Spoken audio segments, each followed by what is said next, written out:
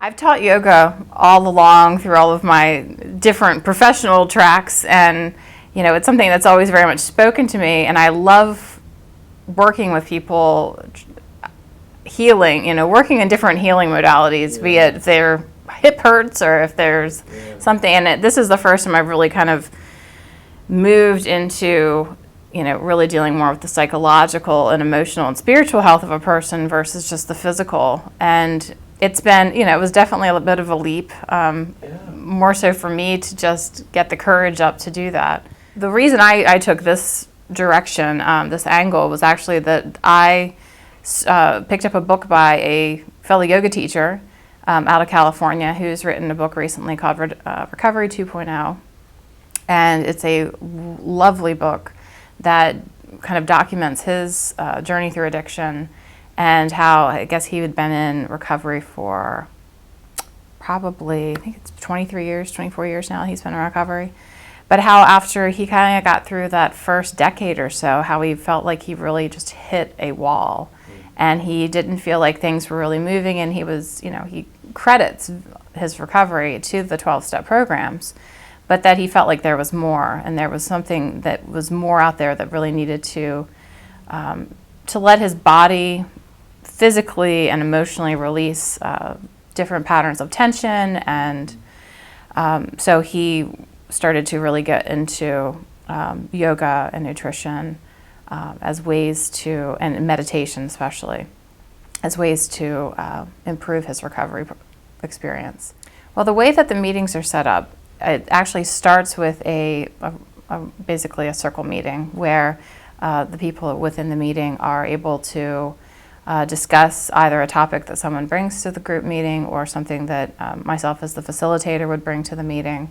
And it's not necessarily like a traditional 12-step meeting where we would discuss a specific 12-step or specific step that we would talk about and share. So instead, the way I've been running the meeting, I usually bring in a quote or something that's kind of an adjunct to the 12 steps to discuss maybe a deeper level of something that would be associated with the 12 steps. Because this is not considered to be a replacement for the 12 steps or for a person's program. It makes sense to conduct the meeting in that format where you have the meeting, because you're also creating a community with the people that are there. And there's been some really interesting work presented recently about, a lot of the cores of addiction are about loneliness and feeling isolated. And so that community component is very important for any group, really, but especially for the recovery community, because they need to be in a safe space if they're going to be bringing up emotions and kind of starting to fill that spiritual void. And also, especially as you move into the physical process, so the whole idea behind the yogic component to recovery is that a lot of addictions, I guess it's been put out there that not everyone that experiences trauma becomes an addict, but everyone that's an addict has experienced trauma. And that those traumas store in your body. And you can do lots to bring to move yourself through recovery through talking and the different 12-step modalities, but until you can physically move those traumas up and out of the body, they're there. Actually, I've had people so far that have come to the meetings who have had absolutely no yoga experience, but were interested in having and seeing how this fed into their recovery experience.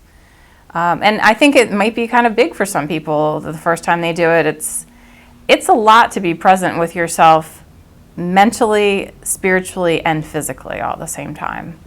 And yoga is definitely something that I see it in new students all the time, that they come to their mat and they don't want to quiet down. You're in shavasana, you see hands, and it's hard to get your mind to quiet down, but that's right where an addict needs to be, is learning how to move themselves one breath at a time into the next place that they want to be, because that could really be the difference between a relapse and successful recovery. I definitely see people come up and out of the meetings feeling good and very happy. But I can't say that it's much different from where I see my students leave at the end of a normal class.